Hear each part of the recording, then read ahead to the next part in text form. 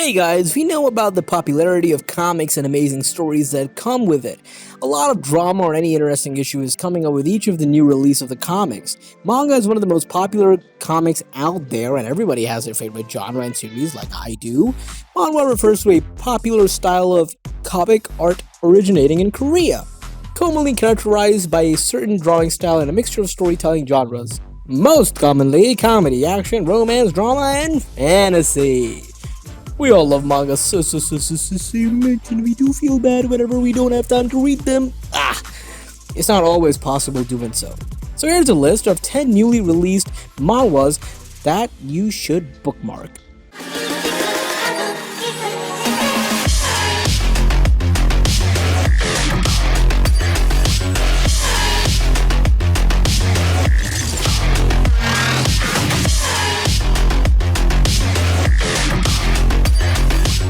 Number 10. Old Newbie Kim Chunshik. It's quite good and really interesting. It has a pretty good storyline too. Kim Chunshik is the CEO of Novi's company, the company that created the world-famous VR MMORPG, Novi's World. Despite being the CEO, he isn't one bit interested in video games, yet he makes a public promise that'll hit rank 1 without spending a penny. This is the tale of a video game newbie and a boomer. It's his conquest of Novi's world. The plot is amazing and I adore the characters, and the art style is also amazing. I could hardly find the plot holes and it's just overall pretty good. Definitely recommend it, y'all. Number 9. I reincarnated as the crazed heir. Overall the plot is engaging, and Jagak, who was assassinated through a poison during the political wars of the Murin.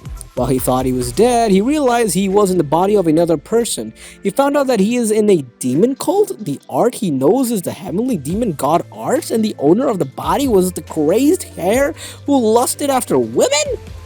Pervert. Why did it need to be the demon cult? And why did it need to be this person? If you're looking for a manga with the overpowered MC where the concept of Murim world exists, this one's free. Number 8. The Earth Savior Selection. Hoping for a peaceful world with the announcement of Earth's end, awful creatures showed up in the midst of an apocalypse that trampled on the sanctity of humans. The Savior Park Jung-woo's tale to save the world begins. This is not bad at all. You can expect the art to be good, and let me hype this manga because it's brilliant. It's definitely up there in the list of good-looking mangas overall. Number 7. Player from Today Onwards. Overall, the plot is engaging and our MC gets weak to badass in no time, and the artwork is beautiful. Hunters are sponsored by patrons, and the 12 most brilliant heroes established Eden, calling themselves gods. That's the time when I, Lee Jun-kyung, lived. I lived the life of a cattle like any other ordinary man. One book I had was about a forgotten hero, a bibliography of a true hero. Athena, one of the 12 rulers of Eden, comes to me. Do you want to go to the past? More than 100 years ago? To the days when hunters appeared? This one who sponsored the king supported me. I continue to walk similarly to the life in which the hero lived. I dream of a better future than the king. The power I have now, the hunter beyond the hunter. Being a player, I'm a player from today onwards. Number 6.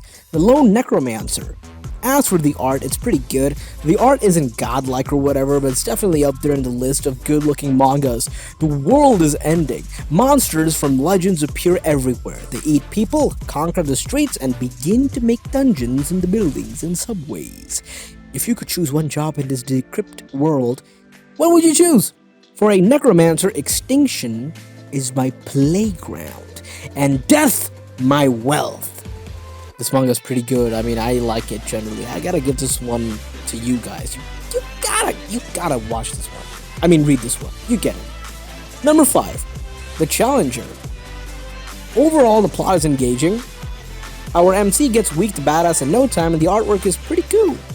Loser, weakling, rock bottom. These are all the titles people call me in my life. However, that's only in the real world. There's no reason why I have to be a loser in a virtual reality game as well. I'm going to become the greatest in a video game. Loser, Park Noah's challenge to become a pro gamer. I like the art, it's pretty good. It's really good. Come on, you can just tell by the artwork. Look at that shading. Also, the story is pretty decent. The fight scenes are really well coordinated. Even though it's drawn, it kind of looks like a nice choreography. Number 4. Your talent is mine. Overall, the plot is pretty cool. Our MC gets weak to badass again for the third time in a row. And can copy any skill of the talent. The young man, Yi Tian, obtains the ability to copy the talents of others and now fights against the heavens to change his fate. He struggles to survive and protect his sister from the apocalypse of the alien beast invasion. In order to become stronger, he begins to explore the unknown world, and gradually becomes the secret behind the invasion of the alien dimensions. Another thing, it doesn't seem like he has a limit. He could honestly just copy anyone's talents, just having to go through a little pain. Also, the story is, extremely rushed. He basically becomes OP within the second character, and it doesn't give time for any character development. If you need the manga with an OPMC, then, well, it's recommended. Number 3. I'm the only one loved by the Constellations. The concept is unique and the story is exciting, so I'm hoping this goes well. It was entertaining, and if you're just looking for a story with some good art, and it's a must-read. The hunter from the Seoul Tower, Baek Ho-min, fell into despair after obtaining the trash skill Reminiscence. However, he keeps receiving the love of the Constellations every time he activates his skill. See? Cabra, what's going on, see?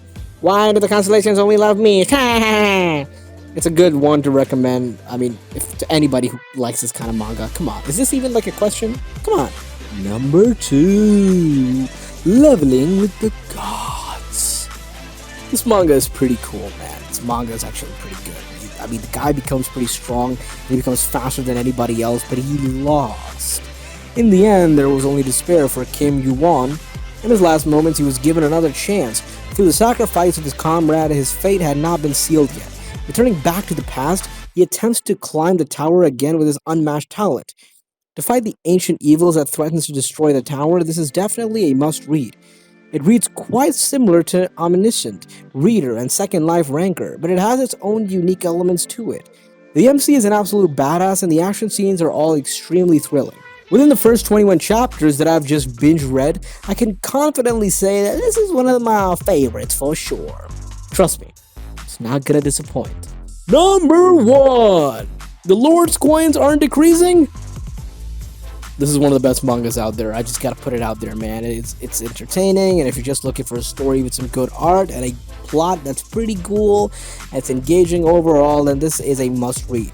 Aaron Steelguard's fortune was basically set as he discovered a book that allowed him to trade across dimensions, until his enemies take both his life and his riches away.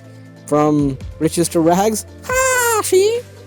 But Aaron is brought back as his younger self, armed with his past knowledge and a chance at revenge. Now free to amass coins, he's gaining powerful abilities and moving up the ranks of the interdimensional trading markets. Will Aaron gain enough coins to survive this journey of vengeance and reclaim his honor? I really enjoy reading this. I like the part where he is reborn and gets reborn into this past life.